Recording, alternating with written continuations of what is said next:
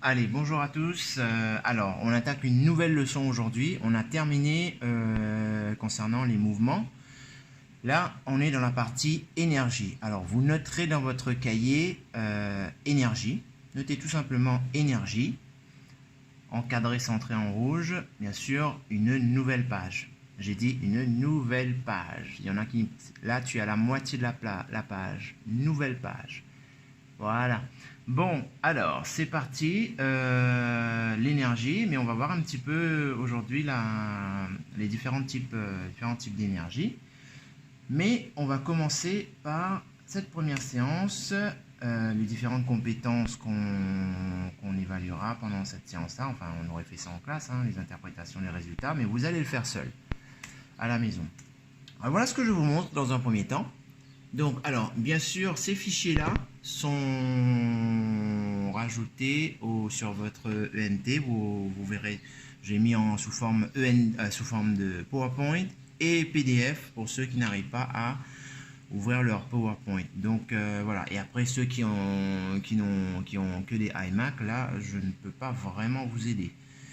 Il faut télécharger, à ce qu'on m'a dit, il faut télécharger Office sur votre ordinateur.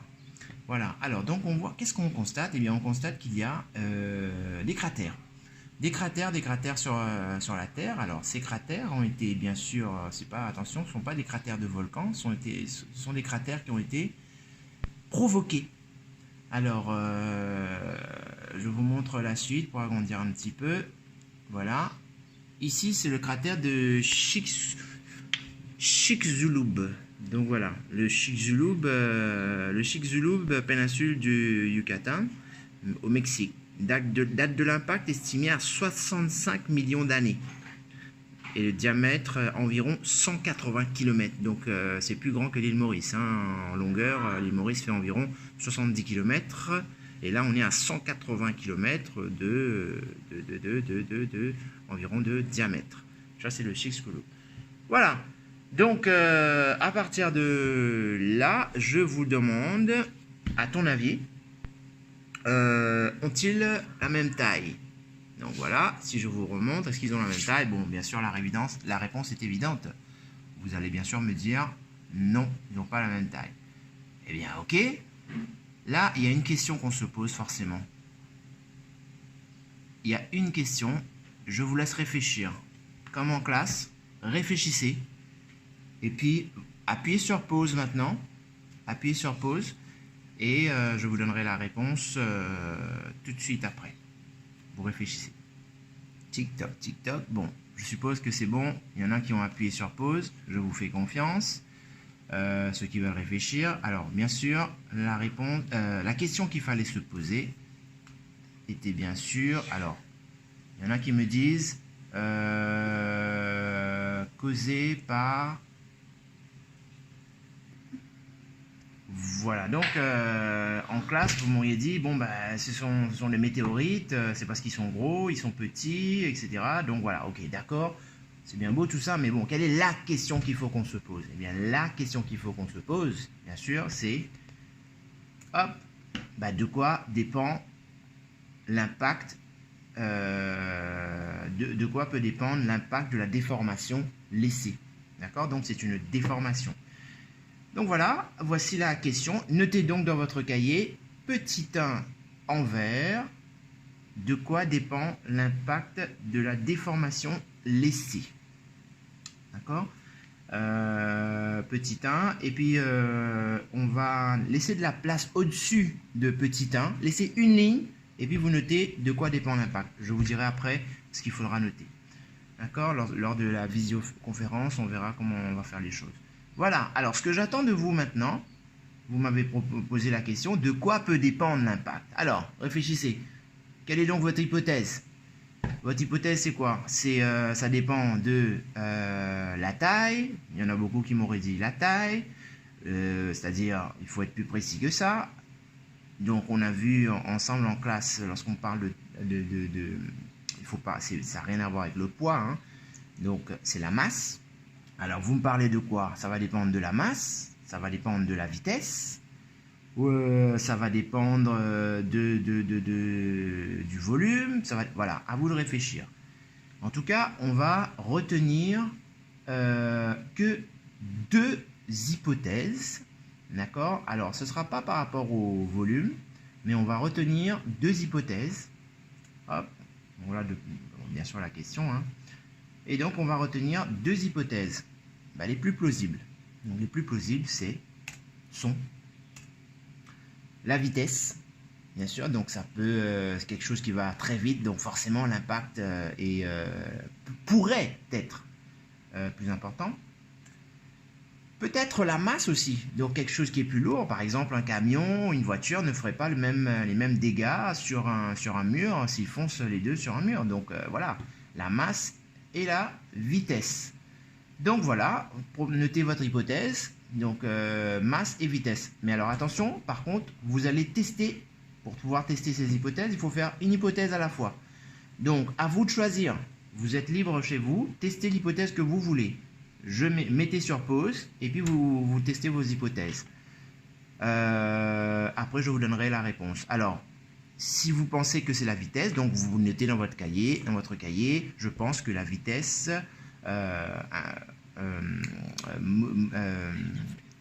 influence donc la vitesse, l'impact. Ou sinon, ceux qui pensent que c'est la masse, la masse influence l'impact. D'accord ? Une fois que vous avez noté ça, donc chacun son tour, hein, vous allez devoir faire deux expériences aujourd'hui. Et puis, on passe à la suite. Donc, alors, avant d'aller plus loin, je vous introduis ce terme, le mot cinétique, du grec ancien kinétikos, qui se meut, qui met en mouvement. Voilà, c'est quelque chose qui se met en mouvement, fait référence au mouvement donc. Par extension, il se rapporte aussi à la vitesse. D'accord ? Retenez bien ce mot, cinétique, on en reparlera plus tard. Vous pouvez le noter dans un coin de votre cahier. Appuyez sur pause et puis vous le notez. Allez, c'est parti. Donc là, laissez, ne faites pas ça. Je vais passer directement. Donc, vous reviendrez là-dessus, sur cette partie. Tac, tac. Pour les élèves qui n'arrivent toujours pas à comprendre ce que je veux raconter, vous reviendrez là-dessus après. Mais pour les autres, vous pouvez continuer. D'accord? Donc, je veux tout simplement ici vous dire, attention, si vous vérifiez un paramètre, l'autre ne doit pas changer. Ça veut dire que si vous vérifiez la masse, la vitesse ne doit pas changer. Si vous vérifiez la vitesse, voilà, et vice-versa. L'expérience, voilà ce que j'attends de vous. Notez comme en classe, expérience en bleu souligné en rouge, enfin non, oui, en bleu souligné en rouge. Ce que j'attends de vous, voici votre travail. Donc, proposez votre expérience avec la liste du matériel et un protocole au professeur. Levez la main, bien sûr, vous n'allez pas lever la main. Faire valider votre expérience, vous allez faire l'expérience ensuite, notez votre observation et interprétation et la conclusion. Donc voilà, appuyez sur pause, quelle expérience vous allez me proposer, réfléchissez un petit peu, essayez de le faire seul et je reviens tout de suite après. Allez, tic-toc, appuyez sur pause. Tic-toc, tic-toc, je suppose que c'est bon, vous avez bien réfléchi, maintenant je vous donne la suite. Alors, la suite, donc ça c'est pareil, hein, ça revient à la même chose. Ça c'est pour les élèves qui ne savent pas trop où je veux en venir. D'accord? On va faire l'expérience ensemble maintenant. Alors, ici, donc, comment est-ce qu'on aurait pu faire l'expérience? Eh bien, on aurait pu faire l'expérience avec deux billes. D'accord? Donc, je prends, hop, deux billes. Donc, je suppose qu'ils ont la même masse. D'accord? Donc, s'ils ont la même masse, vous voyez, hein, c'est la même, vous pouvez me croire, là, c'est la même masse. Donc, on va tester la vitesse. Donc, ça veut dire que dans ce cas-là, votre première hypothèse, c'est la vitesse influence l'impact. L'impact, c'est soit le bruit, soit au niveau du sable. Alors, comment est-ce qu'on peut donner deux différentes vitesses pour voir si la vitesse influence cet impact? Eh bien, on va tout simplement lâcher, voilà, donner deux différentes vitesses, appuyer sur pause, et puis vous me direz si vous avez trouvé. Tic-toc, tic-toc. Ok, donc je suppose que vous avez trouvé. Alors la vitesse, c'est tout simplement, eh bien je vais la lâcher à une même hauteur par exemple. Sauf que là, comme je veux tester la vitesse, eh bien, la vitesse, si je lâche à cette hauteur-là, tac, regardez l'impact. L'impact, c'est ici. Si je veux avoir une vitesse plus grande pour cette bille, eh bien, je vais lâcher à une plus grande hauteur. En espérant que ça tombe dans le bac. Hop là. Et voilà, on voit tout de suite. Regardez ici. Qu'est-ce qu'on constate? Qu'est-ce qu'on constate? L'impact, à votre avis, est plus important donc ici ou là? Ça, c'était le deuxième que j'ai lâché. C'est ici. Effectivement, c'est ici. À chaque fois que je pose une question, vous appuyez sur pause. Donc, comme c'est plus important ici, qu'est-ce qu'on peut noter dans votre observation déjà? Eh bien, dans notre observation, la bille à une plus grande vitesse provoque un impact beaucoup plus important. D'accord? Et donc voilà, vous allez me faire le schéma de cette expérience. D'accord? Vous faites tout simplement un petit bac à sable. Et puis vous mettez donc une bille dessinée en rond à une certaine hauteur et une autre bille beaucoup plus haut. Donc voilà, beaucoup plus haut. Et puis juste pour monter, juste un bac de sable en dessous. Voilà. Et puis vous faites ceci. On est d'accord? Et puis voilà, observation, donc interprétation. Comment est-ce qu'on peut interpréter ça? Eh bien, on peut interpréter que la vitesse, plus la vitesse est importante, eh bien, plus l'impact est important. D'accord? Donc voilà, là j'ai testé la vitesse. Maintenant, ensuite vous noterez votre conclusion. Hein, votre conclusion, votre hypothèse est-elle vraie ou fausse? Donc on peut dire que votre hypothèse est, par rapport à ce que vous avez donné, eh bien si vous m'avez proposé que la vitesse influence l'impact, eh bien vous mettez la vitesse est donc importante pour l'impact. Ça c'est fini, première partie de l'expérience. Maintenant, vous allez me faire deuxième partie de l'expérience. Deuxième partie de l'expérience, eh bien, on a testé la vitesse, maintenant on va tester la masse. Alors, si on veut tester la masse, maintenant, eh bien, je ne peux pas le faire là, ici, mais on va tenter de le faire, voilà, je vais tenter de faire de mon mieux. Hein. Vous allez maintenant tester avec, qu'est-ce qu'il faut? Donc, vous refaites la même chose dans votre cahier, expérience 2. Une fois que vous avez noté expérience 2, maintenant, vous notez juste en dessous votre hypothèse, hypothèse 2. Donc, hypothèse 2, c'est cette fois-ci, vous allez tester la masse. Donc, si vous voulez tester la masse, d'accord, ça veut dire que vous devez laisser la vitesse identique. Donc, vous devez avoir deux balles, deux masses différentes, d'accord, mais à la même vitesse. Donc, masses différentes. Bon, le problème, c'est que là, j'ai deux billes qui ont les mêmes masses. Comment est-ce que vous pouvez faire? Bon, si vous avez à la maison maintenant, je vous donne l'astuce, mais moi là, je ne peux pas. Je suis tout confiné comme vous. Prenez deux balles de ping-pong. D'accord? Deux balles de ping-pong. Vous faites un trou là à l'intérieur de... Vous faites un trou sur l'une des balles. Un petit trou, remplissez d'eau ou de sable. Ainsi, vous aurez deux balles de même volume, mais de différentes masses. D'accord? Donc, les deux balles auront différentes masses. Et là, moi, je ne peux pas le faire. Là. Je ne peux pas avec ces deux-là. Du coup, je suis obligé de tricher un peu. Hein. Je vais tricher en prenant une plus grande balle. Enfin, une plus grosse bille. D'accord? On est d'accord que ces deux billes-là n'auront pas les mêmes masse. D'accord? Eh bien, vous faites la même chose. Une fois que vous avez noté maintenant votre hypothèse, vous passez, vous refaites l'expérience cette fois-ci. Alors, on y va. Mais sauf que vous devez absolument, quand vous testez un paramètre, l'autre paramètre doit rester inchangé. Donc, si on teste la masse, les deux n'ont pas la même masse, ça veut dire que la vitesse doit être identique. Comment est-ce qu'on peut avoir la même vitesse avec ces deux billes qui ont différentes masses? Appuyez sur pause, réfléchissez sur l'expérience et ensuite vous me dites tic toc, tic toc. Ok, je suppose que vous avez appuyé sur pause. Maintenant, je vous donne la réponse.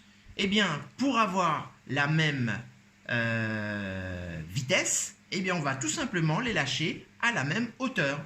Donc, ils auront la même vitesse. Et puis donc, voilà, bon, encore une fois, hein, moi, ma bille, voilà, les deux il y a un paramètre qui ne va pas dedans, c'est que ils n'ont pas le même volume aussi. Mais bon, vous ferez ça à la maison. Alors, je lâche. Tac. Et tac. C'est pas flagrant forcément parce que celui-là, il est plus gros, mais vous ferez ça à la maison avec les balles de ping-pong. Alors, lorsqu'on regarde maintenant, hop, j'enlève. Et j'enlève. Mais de toute façon, regardez par rapport à la profondeur. Laquelle des deux provoque un plus gros dégât, plus d'impact. Ben forcément, c'est la bille qui a une plus forte masse. Et ben voilà. Donc, vous notez votre observation. D'accord? Observation, vous faites pareil, hein, liste du matériel, 2 billes. Schéma, vous me faites le schéma, encore une fois. Le schéma avec votre bac à sable. Faites un petit schéma. Hein. Mais cette fois-ci, vous mettez les deux à la même hauteur. 2 balles de même masse, à la même hauteur. M1, vous écrivez M1 et M2 égales. Pardon, pas égales justement. C'est plus la même masse. Donc du coup, M1 supérieur à M2 ou M2 supérieur à M1. Ça c'est dans votre partie expérience. Ensuite, vous me faites votre protocole. Écrivez votre protocole hein, pour le premier comme pour le deuxième. Je lâche à une certaine hauteur ou pas à la même hauteur. Je vous laisse faire. Ensuite, notez votre observation. L'impact de la bille qui possède une plus grande masse est beaucoup plus important que la bille qui possède une petite masse. Tout simplement. Et puis, interprétation. Ben, comment est-ce qu'on peut interpréter ça? Eh bien, on peut interpréter en disant que plus la masse est importante, ben, plus l'impact est important. D'accord? Et puis, vous concluez. Ça, je vous laisse faire. Parler de votre hypothèse. Hypothèse est vraie ou fausse. Et puis, vous parlez dans votre conclusion. On en reparlera à votre visioconférence. D'accord? Donc voilà, donc on vient de parler d'une chose très importante. Alors écoutez-moi bien maintenant. Si vous avez bien compris, si vous avez bien appuyé sur pause à chaque fois, je peux me permettre de faire le bilan maintenant. On vient de mettre en œuvre ici, écoutez bien, c'est pour ça que souvenez-vous du vocabulaire en haut, de la dernière fois, de tout à l'heure, lorsque j'ai parlé de ceci. J'avais posé un vocabulaire. Où est-ce qu'il est, ce vocabulaire? Donc il est. Voilà. J'avais parlé de ceci tout à l'heure. D'accord? Du grec, cinétique, etc. Donc on est en plein dans l'énergie. Alors vous voyez l'impact, etc. Donc dès qu'on parle de l'impact, d'accord? Eh bien on va parler d'une énergie. C'était provoqué par une énergie. Cette énergie s'appelle l'énergie cinétique. D'accord? Donc, ça peut aussi être soit par rapport à la profondeur ou sinon par rapport à l'impact, c'est par rapport au son. Donc, voilà, si je lâche à cette hauteur, écoutez bien le son. Et si je lâche à cette hauteur, et puis voilà, vous entendez bien le son. Donc, l'impact, c'est l'énergie cinétique. D'accord? Alors, qu'est-ce qu'on a appris dans cette partie-là? Donc, dans cette partie, on a appris donc, tu viens ici de mettre en évidence une énergie appelée énergie cinétique. Comment a-t-elle été visualisée et de quoi dépend-elle? Allez, je vous laisse réfléchir, appuyez sur pause. Effectivement, donc si tu appuies sur play maintenant, comment a-t-elle été visualisée? Eh bien, elle a été visualisée par soit tu peux rajouter, hein, soit le son, ou sinon la déformation. Vous voyez le sable, regardez ici, le sable a été déformé. D'accord? Donc, cette énergie cinétique a été visualisée, tu l'as vue grâce à l'impact. S'il n'y avait pas eu d'impact, tu n'aurais pas su qu'il y avait eu comment? On ne pourrait pas parler de l'énergie à ce moment, l'énergie cinétique. Donc, l'énergie cinétique est visualisée grâce à l'impact. Et de quoi dépend-elle? Eh bien, on l'a fait en haut. Ça dépend de quoi? On a fait 2 expériences. Appuie sur pause, je vais essayer de réfléchir. Tic-tac, tic-tac. Effectivement, ça dépend de la masse et de la vitesse. D'accord? C'est l'existence d'une énergie appelée l'énergie cinétique qui a été mise en évidence. On la visualise selon le diamètre de l'impact. D'accord? Donc, le diamètre de l'impact, donc voilà. Et puis, donc, l'impact, donc l'énergie cinétique est plus importante quand la vitesse est plus grande. Et puis, l'impact, donc l'énergie. Vous voyez, à chaque fois, je parle de l'impact, donc l'énergie cinétique. Donc, on ne va plus parler de l'impact maintenant. On va parler de l'énergie cinétique. Donc, l'énergie cinétique est plus importante lorsque la masse est plus élevée. Voilà. On appelle l'énergie cinétique l'énergie liée au mouvement d'un objet. D'accord? Donc ça, il faut le connaître. Et puis on note EC, énergie cinétique, pour l'énergie cinétique donc, et elle s'exprime en joules. Donc l'énergie cinétique s'exprime en joules, et elle se note EC égale 1/2 multiplié par la masse, multiplié par la vitesse au carré. Alors attention, maintenant je vous laisse rajouter.